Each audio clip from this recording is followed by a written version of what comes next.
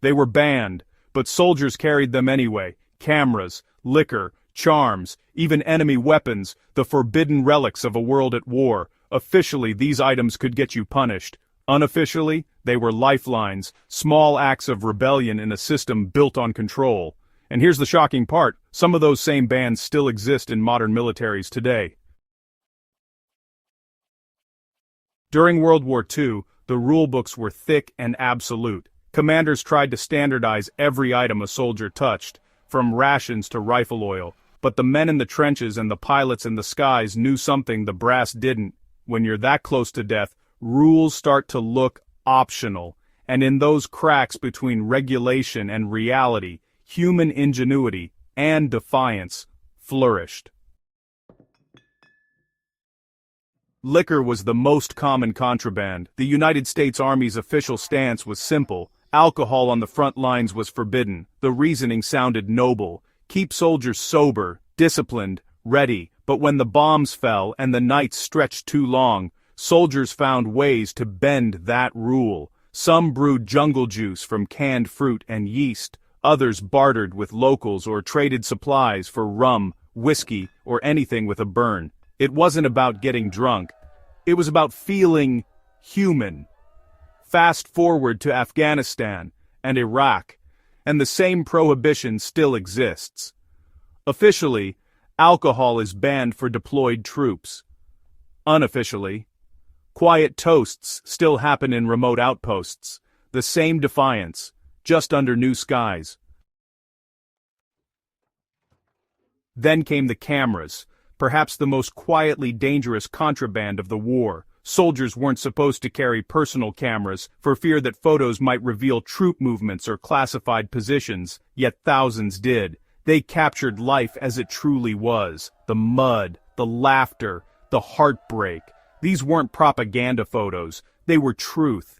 And it's because of those forbidden snapshots that we know what war felt like. Today, that same struggle plays out on smartphones.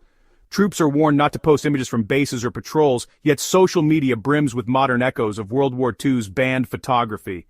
The tools changed, but the impulse didn't. People still want to document what the rules say they shouldn't. Religious charms were another quiet act of defiance. Officially, anything non-standard, crosses, rosaries, lucky coins, was discouraged. Commanders called them superstitious, but honestly, soldiers didn't care. When you're staring into chaos, faith becomes armor. Many tucked charms into helmets, boots, or inner pockets, hidden from inspection but close to the heart. In modern uniform codes, visible symbols are still restricted, but soldiers quietly carry their own spiritual protection, some things no order can erase. Then there were personal weapons, pistols, knives, and captured enemy gear.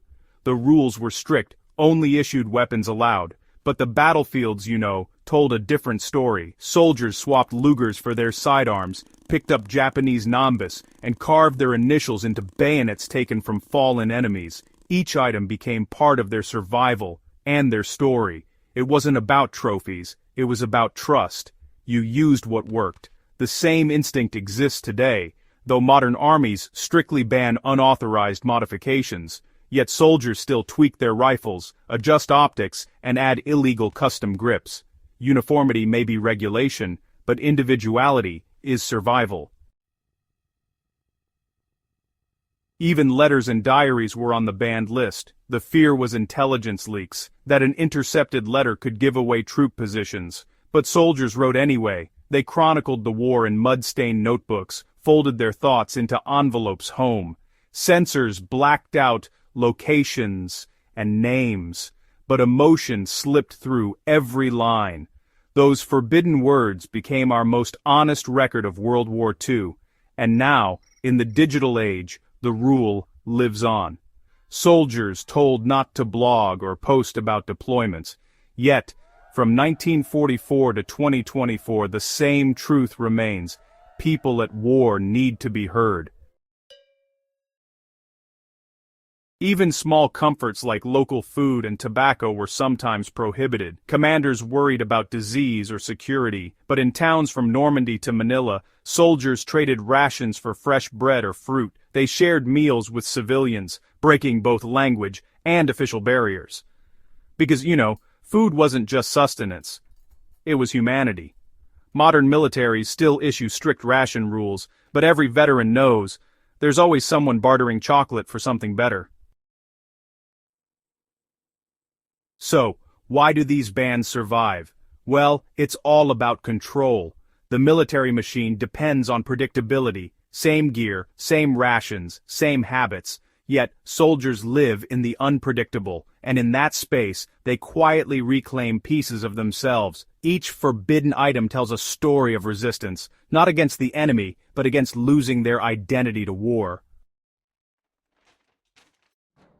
In the end, the banned list says less about what soldiers couldn't carry and more about what they needed to survive. A photo of home, a sip of courage, a token of faith, a note of love. Those were never about breaking rules. They were about staying human when the world around them wasn't. And while the modern military has changed, smarter tech, tighter control, cleaner uniforms, that unspoken rebellion still lingers. Soldiers today follow the same orders their grandfathers once did, and quietly, they still break them for the same reasons. Because no matter how much war evolves, humanity refuses to be standardized. If you love uncovering the forbidden, forgotten, and deeply human side of history, hit subscribe and share this video, because what soldiers carried in secret tells us far more about courage and defiance than any weapon ever could.